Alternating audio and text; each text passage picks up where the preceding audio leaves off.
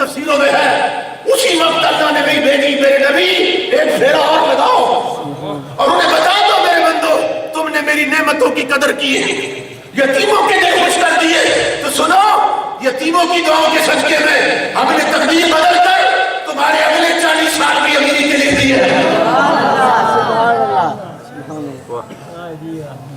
میرے بھائیوں نہیں معلوم تمہارا 1 روپیہ دیا ہوا اوپر فیصلے بدل دیتا ہے تقدیریں بدل جاتی ہیں اس کی رضائیں شامل حال ہوتی ہیں اللہ کی عزت کی قسم نسلیں سنور جاتی ہیں لیکن ہمیں معلوم نہیں ہوتا کہ اوپر فیصلے کس طرح بدلتے ہیں۔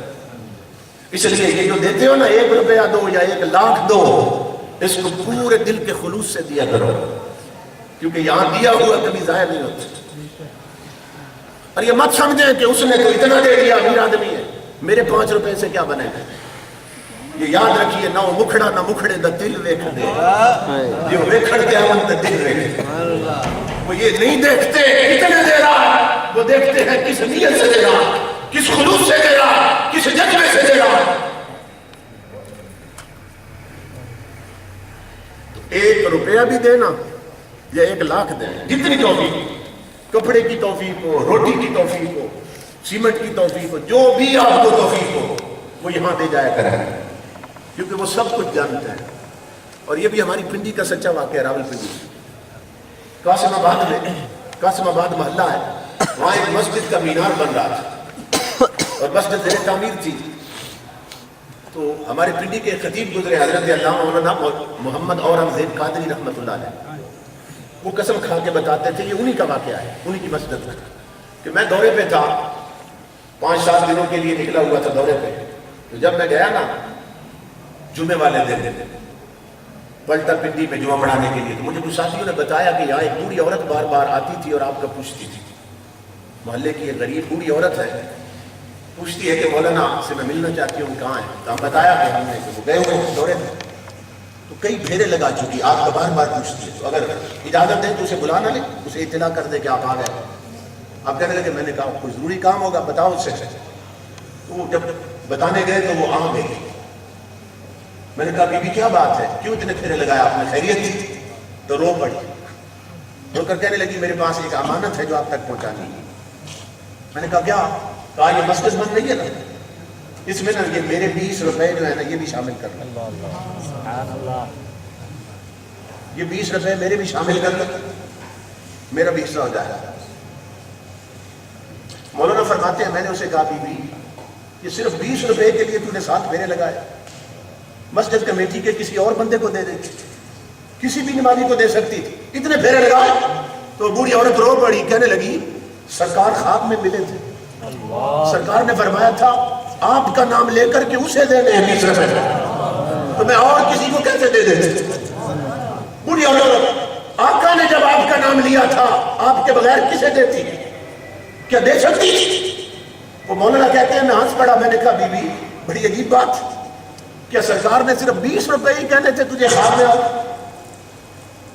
ان کی نہ طبیعت میں ظرافت تھی مذاق کرتے تھے تو کہنے لگے میں نے کہا بی بی کہ سرکار خواب میں آئے صرف 20 روپے ہی کہنے تھے انہوں نے 20,000 نہیں کہا خواب میں زیارت بھی کرائی اور صرف 20 روپے کے لیے کہتے ہیں اس بات پر عورت کی چیخ نکلی رو کر کہنے لگی مولانا علم آپ کے پاس ہے اتنی بات نہیں جانتے اگر رسول یہ جانتے ہیں کہ تمہاری مسجد کا مینار بن رہا ہے تو وہ رسول میرے گھر کی غریبی بھی جانتے ہیں اللہ اکبر یا رسول اللہ وہ اگر مسجد کی تعمیر جانتے ہیں تو اس غربت میری غریبی بھی جانتے ہیں میرے گھر کی غربت بھی جانتے ہیں تو جتنی میں تھی اتنی ہی رسول نے حکم دیا تو امام الانبیاء کے غلاموں اس بارگاہ میں جو بھی دیا جائے 1 پیسہ کیوں نہ ہو 1 پیسہ کیوں نہ ہو 1 روپیہ کیوں نہ ہو اللہ کی عزت کی قسم خلوص سے دل سے دو کہ تاجدار کائنات کے دین کی خدمت کے لیے دے رہے ہیں ہمارا حصہ بھی شامل ہو جائے اور اس پر ایک حدیث سناؤں آپ صحابہ کرام کہتے ہیں امام الانبیاء نے چندے کا حکم دیا آقا نے فرمایا دشمنوں کے خلاف جنگ لڑنی ہے چندہ پیش کیا جائے صحابہ آ رہے تھے ڈھیر لگ گئے مسجد نبوی میں تھوڑی دیر گزری ایک غریب صحابی جنہوں نے اس طرح چادر اوپر بکل مار رکھی تھی اور اس طرح کیا ہوا تھا. ان کے گھر میں صرف 5-7 کھجوریں تھیں. مٹھی بھر کے لائے تھے اور چھپا کر اتنے ڈھیر امیروں کے لگے ہیں میری 6 کھجوریں کیا کریں.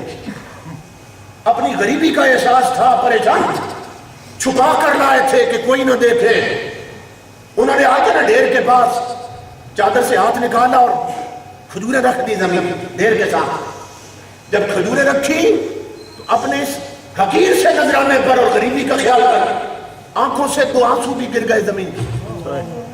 جب جھکے نا آنسو بھی گر گئے. فاروق اعظم قریب آ گئے, ہاتھ پکڑ لیا اس غریب سے. ابھی فرمانے لگے میرے یار میرے ساتھ ایک سودا کر, یہ جتنا ڈھیر لگا ہے نا اس کا آدھا حصہ میں نے ڈالا, یہ آدھا حصہ کا ثواب تو لے لے اور 2 آنسوؤں کا ثواب مجھے دے دے. فاروق اعظم کہنے لگے یہ ثواب صرف 2 آنسوؤں کا مجھے دے دے. اللہ کی عزت کی قسم امام الانبیاء ہنس پڑے. فرمایا میرے غریب صحابی گھاٹے کا سودا نہ کرنا, صرف عمر کا مال نہیں, یہ پورا ڈھیر ایک طرف, اللہ کی بارگاہ میں تیرے 2 آنسو ایک طرف.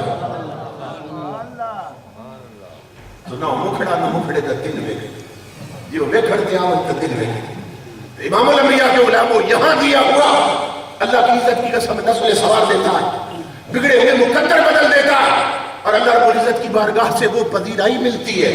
ایک اور حدیث پاک میں آقا نے فرمایا کہ جو دیا جاتا ہے نا اللہ کے نام پہ وہ فقیر کے ہاتھ تک بعد میں پہنچتا ہے, اللہ اپنے ہاتھوں میں پہلے لیتا ہے. اس حد تک درجہ قبولیت پاتا ہے اور اتنی تیزی سے اس کا یہ عمل قبول ہوتا ہے. آپ خوش نصیب ہے کہ یہ مدرسہ بنا دیا گیا, اور انہی مدرسوں کے ساتھ ہماری آئیڈینٹی, ہماری پہچان ہے. باہر کا جتنا ماحول ہے وہ تاریکی پھیلا رہا ہے. ہماری اکیڈمیاں, ہمارے انگلش میڈیم سکول, ہمارے کالجز, یونیورسٹیز وہ لادینیت پھیلا رہے ہیں, تاریکی پھیلا رہے ہیں. اگر آنکھ نصیب ہو جائے تو اللہ کی عزت کی قسم صرف یہ مدرسے ہیں جہاں سے نور نکل رہا ہے, باقی ہر طرف تاریکی ہے. اور علامہ اقبال نے اس پر بھی بات کی. اقبال کہتا ہے خوش ہے ہم بھی جوانوں کی ترقی سے مگر. یہ لارڈ میکالے کا نظام, ایجوکیشنل سسٹم اور یہ تعلیم کا یہ بے حیا ماحول, اقبال کہتا ہے لوگ کہتے ہیں بڑی ترقی کر رہی ہے نسل, کہتے ہیں ہم بھی خوش ہیں جوانوں کی ترقی سے مگر. اب مگر کے بعد سنے کیا کہتا ہے, ہم بھی خوش ہیں جوانوں کی ترقی سے مگر لب خندہ سے نکل جاتی ہے فریاد بھی ساتھ. ہم سمجھتے تھے کہ جائے گی فراغت تعلیم, کیا خبر تھی کہ چلا آئے گا الہاد بھی ساتھ. گھر میں پرویز کی شیریں تو ہوئی جلوہ نما, لے کے آئی ہے مگر پیشہ فرحاد بھی ساتھ. کون سی تعلیم ہے جس نے بچیوں کے دوپٹے اتار دیے؟ یہ کون سی تعلیم ہے جس نے آنکھوں سے حیا چھین لیا؟ یہ کون سی تعلیم ہے جس نے ان کے آدھے جسم ننگے کر دیے؟ یہ زہر بولا جا رہا ہماری نسلوں کی رگوں میں. اور علامہ اقبال نے لارڈ میکالے کا جو نظام تھا اس پر بطور خاص اشارہ کیا. اس کی پلاننگ یہ تھی کہ تعلیم کے تیزاب میں ڈال اس کی خودی کو, تعلیم کے تیزاب میں ڈال, یہ تیزاب ہے, تعلیم کے تیزاب میں ڈال اس کی خودی کو, ہو جائے ملائم تو جدھر چاہے اسے پھیر. کہ ہماری تعلیم حاصل کرنے کے بعد یہ مسلمان بے حیا ہو جائے گا, بے حس ہو جائے گا, فیشنیبل ہو جائے گا. اسے پب میں بٹھاؤ گے تب بھی بیٹھے گا, کلب میں لے جاؤ گے تب بھی جائے گا, شراب پلاؤ گے تو پی لے گے, چرس افیون دو گے تو یہ استعمال کرے گے, کیونکہ تعلیم کے تیزاب میں اس کی خودی ہو جائے گی. ایسی ملائم تعلیم کے تیزاب میں ڈال اس کی خودی کو, ہو جائے ملائم تو جدھر چاہے اسے پھیر.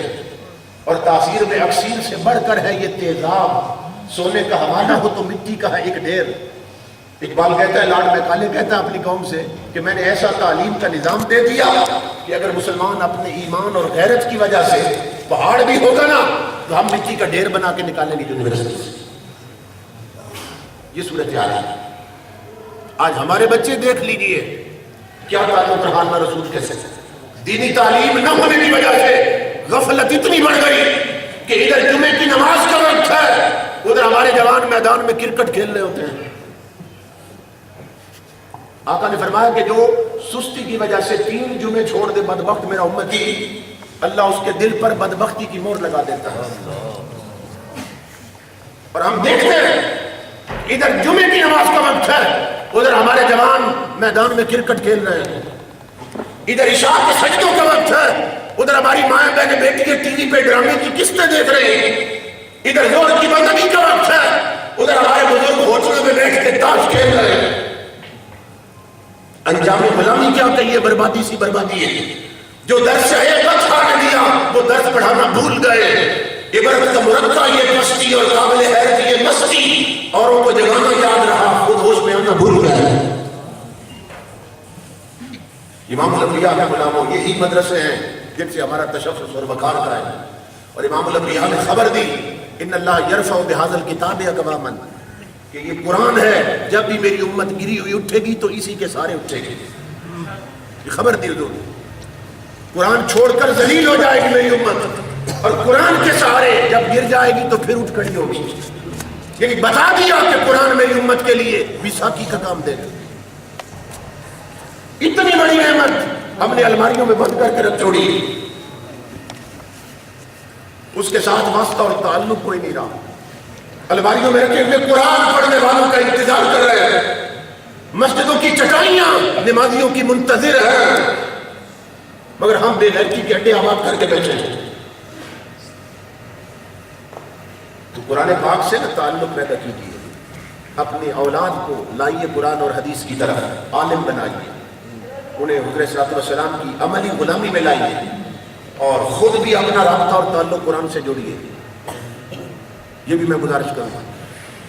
اب بعض لوگ کہتے ہیں کہ ہم وقت گزر گیا، تقریر سن کے جذبہ تو آیا کہ ہم بھی کچھ پڑھ لیتے، اب کچھ نہیں کر سکتے، قرآن پڑھا بھی نہیں ہے بعض لوگوں نے۔ اب کتنے جوان ہیں اپنے گریبانوں میں جھانکے کہ کئی مہینے گزر گئے یا سال گزر گئے، انہوں نے قرآن کی کبھی زیارت بھی نہیں کی۔ کیا مسلمانی ہے؟ کیا تعلق دین کے ساتھ؟ ایک آب حیات ہے، نعمت عظیم ہے کہ جو رکھ دی گئی الماریوں میں بند کر کے، اس کے ساتھ اس کو تعلق رکھو نا۔ سارے دروازے بند، نماز نہیں پڑھتے، روزے نہیں رکھتے، زکوٰۃ نہیں دیتے، ہر برائی کرتے، قرآن نہیں پڑھتے، ہم نے سارے دروازے رحمت کے بند کر لیے اور اس کے غضب کے سارے دروازے کھول رکھے۔ کہاں جائیں گے؟ اور اس کے کوڑے برسنے والے عذاب کے حالات بن رہے ہیں، امت پہ نحوستیں منڈلا رہی ہے۔ امام الانبیاء کے غلاموں، اس لیے ایک تو توبہ کی ضرورت ہے، دوسرا رجوع الی القرآن کی ضرورت ہے۔ قرآن کی طرف راغب ہو جائے، جو پڑھ سکتے ہیں وہ پڑھے، جو سمجھ سکتے ہیں سمجھیں اور آگے سمجھائیں، اور جو نہیں پڑھ سکتے قرآن انہیں یہ بتا رہا ہوں وہ کم از کم اتنا کرے، روز وضو کر کے نماز پڑھنے کے بعد کوئی ٹائم مقرر کر لے، قرآن کو الماری سے نکال کر صرف مل دیا کرے، قرآن کو صرف سینے سے لگا دیا کرے۔ اللہ کی عزت کی قسم، اس درجے پر بھی اگر قرآن سے تعلق پیدا ہو گیا تو کم از کم قبر اور قیامت سمجھ جائے گا۔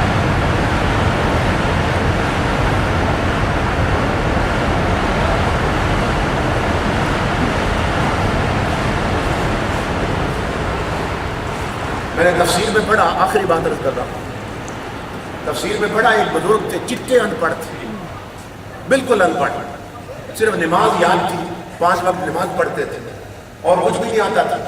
تو جب سارے نمازی نکل جاتے نا مسجد سے، الماری سے قرآن نکالتے، اندر سے کلیاں لگا دیتے، قرآن نکالتے، سب سے پہلے اسے سینے سے لگاتے، جیسے بچھڑا ہوا یار یار سے ملتا، پھر اسے چومتے، آنکھوں پہ رکھتے اور رو کر کہتے کہ مجھے یہ تو نہیں معلوم کہ تجھ میں کیا لکھا ہے، ہوں جو ان پڑھ، پڑھایا تو کسی نے نہیں، لیکن یہ تو میں جانتا ہوں تو میرے رب کا قرآن، اور تیرے لفظوں کی کئی بار میرے رسول کے ہونٹوں نے تلاوت کی، اور تو میرے رب کا کلام ہے، یہ تو میں جانتا ہوں۔ سینے لگاتے، پھر اسے کھولتے ہیں۔ اب محبت ہونا تو پھر کچھ طریقے بھی آ جاتے ہیں۔ پتہ کیا کرتے؟ پہلا صفحہ کھولتے، اب جتنا بھی ان پڑھ ہو بندہ، اسے کالی کالی لائنیں اور سطریں تو نظر آتی ہیں قرآن کی، پہلا صفحہ کھولتے نا تو پہلی سطر پہ انگلی پھیرتے، پھر دوسری پہ پھیرتے، تیسری پہ، ہر روز 8-10 صفحوں پہ انگلی پھیر کے ساتھ صرف اتنا کہتے، جب بھی انگلی پھیرتے کسی سطر کہتے یہ بھی حق ہے، یہ بھی سچ ہے، اور کچھ نہیں آتا تھا۔ ایک عقیدت کا اظہار تھا، عقیدے کا اظہار، یہ بھی سچ ہے، یہ بھی حق، یہ بھی حق ہے، یہ بھی سچ۔ مہینے بعد یا 2 مہینے بعد انگلی پھیر کے قرآن ختم کر دیتے تھے، پڑھ نہیں سکتے تھے، صرف انگلی پھیرتے اور قرآن ختم کر دیتے تھے۔ لوگوں کو معلوم تھا کہ اتنی محبت ہے قرآن کے ساتھ، روتے رہتے ہیں۔ جب وہ بزرگ فوت ہو گئے، لوگ بیان کرتے اللہ کی عزت کی قسم، جنازہ پڑھانے کے بعد ہم اٹھا کر میت لے گئے نا تو قبر میں وہ بعد میں اترے ہیں، ہر دیوار پہ قرآن پہلے چمک رہا تھا۔ اللہ اکبر، یا رسول اللہ، یا علی۔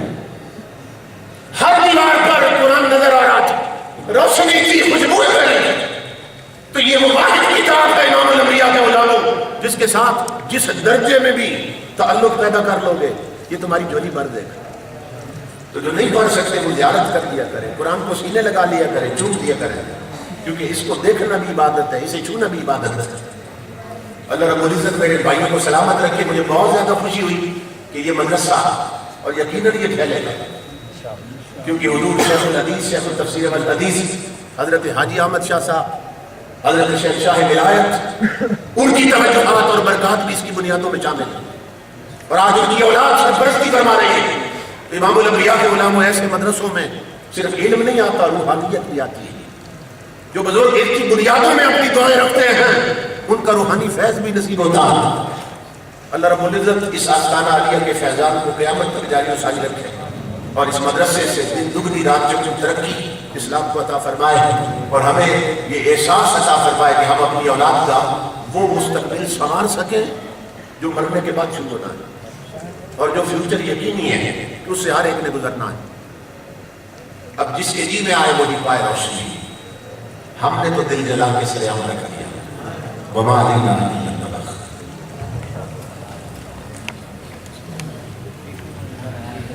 ماشاءاللہ نہایت ہی پیارے انداز میں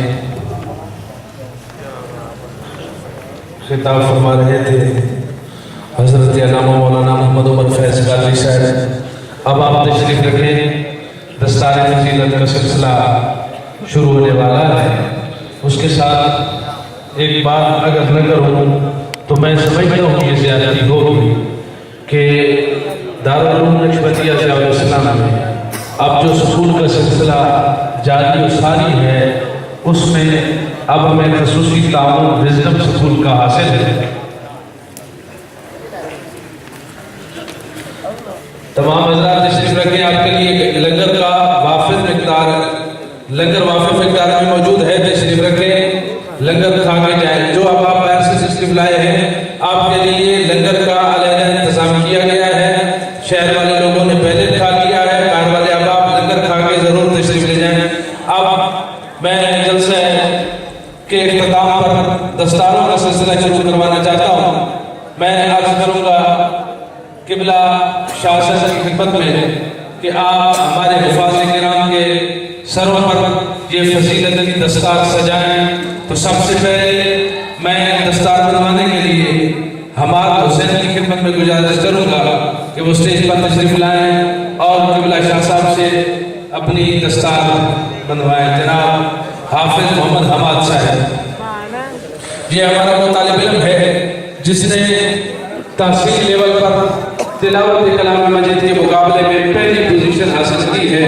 دعا کریں اللہ تبارک و تعالیٰ اس بچے کی عمر میں برکتیں عطا فرمائے اور اسے قرآن کی تعلیم کے ساتھ ساتھ پھر آگے حدیث کی تعلیم اور علم دین مکمل کرنے کی بھی توفیق عطا فرمائے۔ اس کے آگے میں حافظ ساجد حسین کی خدمت میں گزارش کروں گا کہ وہ بھی اسٹیج پر تشریف لائیں اور قبلہ شاہ صاحب سے اپنی دستار وصول فرمائیں۔ یہ طالب علم آپ اسی ادارہ میں درس نظامی کا طالب علم بھی ہے، حفظ مکمل کرنے کے بعد آپ جو ہے 9th کلاس سائنس کے ساتھ وہ بھی پڑھ رہا ہے۔ تو اگر اللہ تبارک و تعالی مزید برکتیں عطا فرمائے۔ حافظ ساجد حسین کے بعد میں مہران علی کی خدمت میں گزارش کروں گا کہ وہ قبلہ شاہ صاحب سے اپنی دستار وصول کرے۔ اس کے ساتھ ساتھ یہ بھی سماعت فرماتے جائیں، کچھ آپ نے اس مرتبہ یہ کہا ہے کہ اس مرتبہ حافظ بہت تھوڑے ہیں، تو یہ آپ کی خدمت میں گوش گزار کرتا جاؤں کہ اس مرتبہ جو سلسلہ آپ نے شروع کیا ہے اگلے حافظ جناب حافظ محمد حمزہ مظہر صاحب کی خدمت میں گزارش کروں گا کہ وہ بھی اسٹیج پر جائیں اور اپنی دستار وصول فرمائیں. اب آپ اسی پرکار اللہ تبارک و تعالیٰ کے فضل و کرم سے اور آپ کی دعاؤں سے، آپ کے تعاون سے یہ ادارہ دن دگنی رات چوگنی ترقی کر رہا ہے.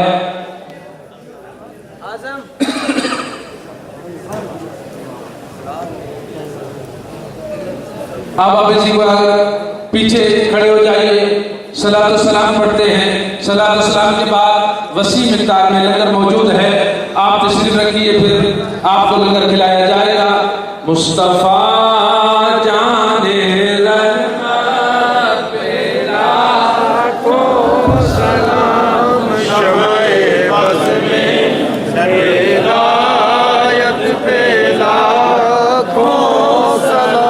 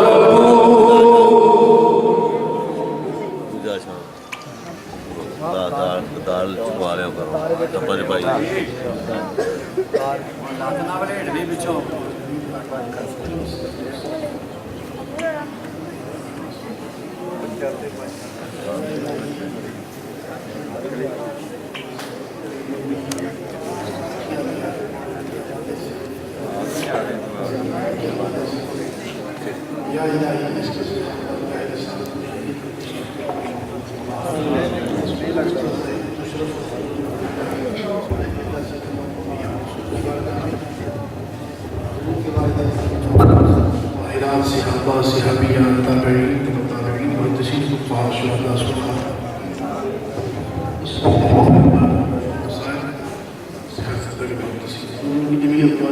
يا